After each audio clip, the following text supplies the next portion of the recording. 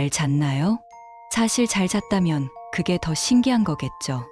도대체 왜 간판도 달려있고 내부도 깔끔한 여인숙을 냅두고 이런 허름한 여인숙으로 들어오신 건가요? 게다가 가격도 같잖아요. 같은 값이면 다홍치마라는 말도 있지 않나요? 도대체 왜? 죄송해요. 조금 흥분했네요. 이해해 주시면 감사하겠어요. 제 목숨도 당신 목숨만큼은 아니겠지만 충분히 소중하니까요. 사담이 길었네요. 이제부터 본론이니 집중해서 읽어주세요. 글을 다 읽고 창문을 열어보면 알겠지만 이곳은 당신이 이 여인숙을 처음 발견했던 곳과는 완전히 다른 곳일 거예요. 이름은 알려드릴 수가 없네요. 사실 돌아다니면서 가게에 붙어있는 간판 같은 것들을 보면 충분히 유추해낼 수 있을 거예요. 하지만 이곳의 이름을 알게 되면 마을을 벗어난 뒤에도 종종 마을로 돌아오고 싶다는 생각이 들게 될 거예요. 사람마다 다르지만 고향에 대한 그리움이나 마을에 대한 분노, 그런 감정이 느껴진다고 하더라고요. 그런 생각을 하다 보면 어느 순간 이 여인숙으로 돌아오게 될 것이고요. 그러니 구태여 이곳의 이름을 알아내려고 하지는 마세요. 일단 마을을 벗어나려면 이 여인숙부터 빠져나가야겠죠. 하지만 주인님은 당신을 쉽게 보내줄 생각이 없거든요. 정문으로 당당히 걸어나가는 건 불가능하다는 뜻이에요. 그러니까 여인숙을 나가려면 후문이나 창문을 이용해야 돼요. 일단 글을 읽은 뒤에 창문을 열어보세요. 2층이면 그냥 뛰어내려도 괜찮아요. 바닥이 생각보다 푹신하거든요. 제가 많이 놀아봐서 알아요. 그 이상이면 창문 옆에 있는 완강기를 타고 내려오면 돼요. 만약 밑을 내려다봤는데 구름이 보일 정도로 아득히 높은 층에 있는 상황이라면 그대로 투신하는 것도 나쁘지 않아요. 개똥밭을 굴러도 이승이 낫다라는 말에는 전적으로 동의하지만 이곳에서 주인님을 마주치는 것은 개똥밭을 구르는 것 따위에 견줄 수 있는 게 아니거든요. 이 방법이 내키지 않는다면 계단을 따라 천천히 내려가 지하 1층에 있는 후문을 통해 밖으로 나가면 돼요. 하지만 내려가는 데에 얼마나 많은 시간이 걸릴지, 내려가는 동안 무슨 일이 벌어질지는 알 수 없어요. 솔직히 말하면 아주 높은 확률로 주인님을 만나게 되겠죠. 그럼에도 시도해보겠다면 말리지 않을게요. 백문이 불여일견, 백견이 불여일행이라잖아요. 겪어보기 전에는 결코 알 수 없는 것들이 있는 법이니까요. 다만 그런 상황에 처하게 되더라도 부디 후회하지는 않았으면 좋겠네요. 아무튼 그렇게 여인숙을 빠져나왔다면 담장과 이어져 있는 골목길이나 건물 뒤쪽에 있는 산길 중 마음 가는 곳으로 가세요. 어떤 길로 가든 간에 공통적으로 주의해야 되는 점들이 있어요. 첫째는 수탉이 울기 전에 길의 끝에 도착해야 해요. 날이 밝기 전에 마을을 떠나라는 것과 비슷한 말이지만 약간의 차이가 있어요. 여인숙 옆엔 양계장이 있어요.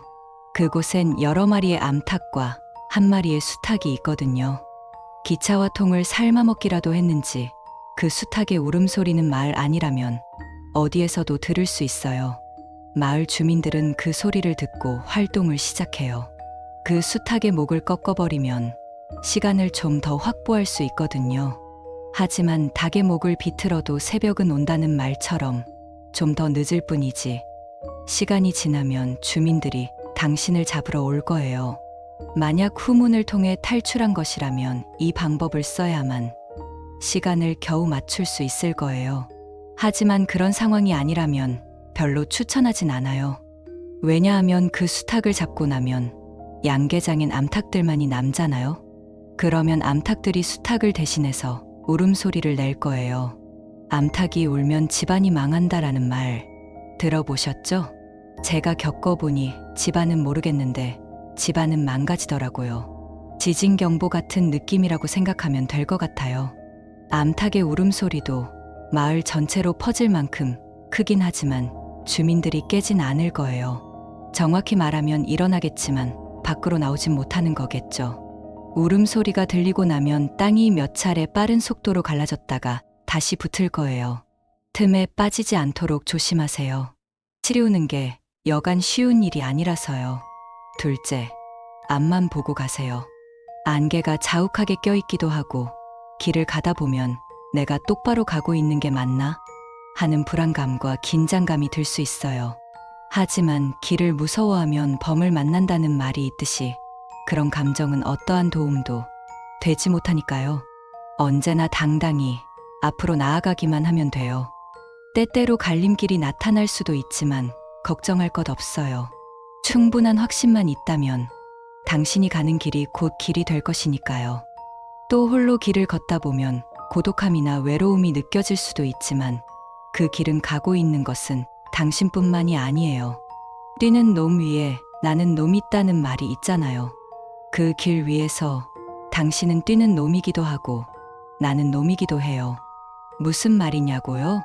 당신의 발 밑에도 머리 위에도 무언가가 잔뜩 득실대고 있으니 제발 무슨 일이 생기건 간에 앞만 보고 가라는 말이에요. 뒤를 돌아보는 것은 괜찮지만 너무 오래 돌아보고 있는 것은 추천하지 않아요. 셋째, 혼잣말은 하지 마세요. 낱말은 새가 듣고 반말은 쥐가 듣는다. 아주 유명한 말이죠. 위에 말한 것처럼 위든 아래든 간에 득실거리는 것이 잔뜩 있다고 했잖아요. 그것들은 넓게, 아주 넓게 보면 새라고 할 수 있고 쥐라고도 볼 수가 있거든요. 낮이고 밤이고 상관없이 둘 다 듣는다는 약간의 차이점은 있지만요. 혼잣말을 하면 그것들이 자기를 부르는 것이라고 생각할 거예요. 곧 그쪽으로 고개가 돌아갈 것이고요. 크게 어려운 주의사항도 아니잖아요. 스스로에게 위안이 될 법한 말들은 부디 마음으로만 해주세요. 넷째, 주민들을 만나도 너무 당황하지 마세요. 가끔씩 닭이 울기도 전에 밖으로 나와서 산책을 하는 주민들이 있을 수 있어요. 하지만 주인님을 제외한 주민들은 닭이 울기 전까지는 당신에게 위협이 되지 않을 거예요. 의외로 당신에게 호의를 베풀 수도 있죠. 그러니 말재주가 좋으면 대화를 시도해보는 것도 좋아요. 말 한마디로 천냥빚을 갚을 수도 있는 법이니까요. 그런데 그들이 베푸는 호의가 음식이라면 정중하게 거절하는 걸 추천할게요. 맛은 좋아요. 하지만 맛이 너무 뛰어난 게 문제라고 할 수 있을 것 같네요. 둘이 먹다 하나가 죽어도 모를 맛이거든요. 말 한마디로 천냥빚을 갚을 수도 있지만 반대의 경우도 얼마든지 가능하거든요. 그러니 주민들의 이 말을 잘 확인해 보세요. 대부분 인이라는 한자가 새겨져 있을 거예요. 한 개에서 두 개인 경우엔 말을 걸어보는 것을 적극적으로 추천할게요. 면전에 대고 부모욕을 하는 게 아닌 이상 위험한 일은 없을 거예요. 세 개인 경우엔 말을 정말 잘하는 게 아니라면 피하는 게 좋아요. 하나도 없다면 무시하고 지나가세요. 살아오면서 여태껏 단 한 번도 화를 참아본 적이 없을 확률이 높거든요. 공통적으로 주의해야 하는 사항은 이게 전부예요. 산길의 끝엔 작은 강과 여러 척의 배가 있을 거예요. 배마다 뱃사공이 타고 있을 거고요.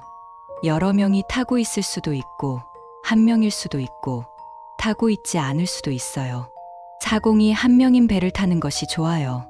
사공이 여러 명인 배는 크기도 크고 속도도 빨라요.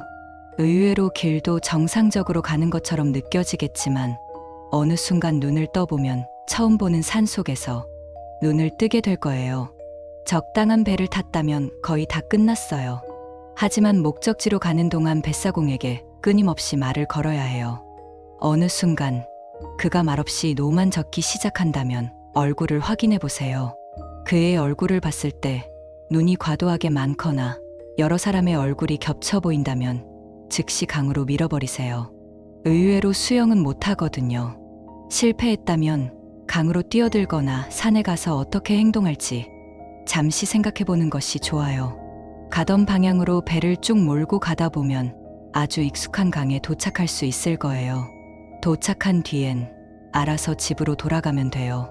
당연하게도 교통비는 알아서 지불하셔야 하고요. 골목길에는 군데군데 물웅덩이가 있어요. 아주 오랫동안 고여있던 물이죠. 겉보기엔 깨끗하게 보이겠지만 완전히 썩어 문드러진 물과 비슷하게 생긴 무언가일 뿐이에요. 절대 밟지 마세요. 저희 주인님도 물웅덩이만큼은 어떤 상황에서도 밟지 않거든요. 골목길의 끝에 가까워지면 주변이 점점 어두워지기 시작할 거예요. 근처에 촛등이 있을 테니 챙긴 다음 다시 나아가세요. 똑같이 무릉덩이를 밟지 않게 조심하면서 나아가기만 하면 돼요.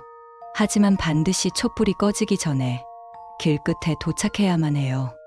또 때때로 오한이나 무섬증, 속삭임이 느껴질 수도 있어요.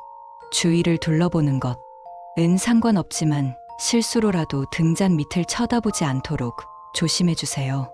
어두워서 잘 보이지도 않겠지만 눈이 마주치고 나면 돌이킬 수 없어요. 길 끝에 다다르면 작은 집과 연결된 문이 보일 거예요.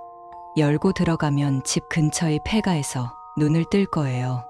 귀신 같은 건 없지만 그보다 더 무서운 것이 있을 수도 있으니 빠르게 폐가를 빠져나가 집으로 돌아가면 돼요. 제가 알려드릴 수 있는 건 전부 알려드렸어요. 제가 어째서 당신 같은 사람을 돕는 것인지 궁금할 수도 있겠죠. 저희 주인님께서는 토끼 사냥이 끝난 뒤엔 사냥개를 잡아먹을 그런 족속이라는 것을 너무도 늦게 깨달아 버렸거든요. 앞서 얘기했듯 마을을 벗어난 뒤에는 최대한 빨리 이곳을 잊어주세요. 기억하려고 애쓰지 않는 이상은 하룻밤의 꿈처럼 기억 속에서 금방 사라질 거예요. 그러니 모두 잊고 아무 일도 없었던 것처럼 살아가 주세요. 앞으로도 당신처럼 이 여인숙을 찾는 사람들의 발길이 끊이지 않겠지만 그 사람들을 돕는 것은 제 몫이니까요. 당신은 이곳을 벗어나는 데에만 집중하면 되는 거예요. 행운을 빌게요. 글을 읽고 난 뒤에도 이곳은 어디인지, 누가 이 종이를 내게 준 것인지 여전히 궁금한 것이 많다. 그러나 지금 나에게 중요한 것은 이 종이에 적힌 것처럼 그런 사소한 것들이 아닐 것이다. 창문을 열어보니 운이 좋게도 2층이다. 그런데 담장 너머로 진도리네라고 적힌 계집 앞에 앉아있는 도베르만과 눈이 마주쳤다. 설마 속담 하나가 내 머리를 스쳐 지나간다. 에이, 설마. 설령 그렇다 해도 무슨 상관이 있겠는가. 나는 한치의 고민도 없이 창문 밖으로 몸을 던졌다.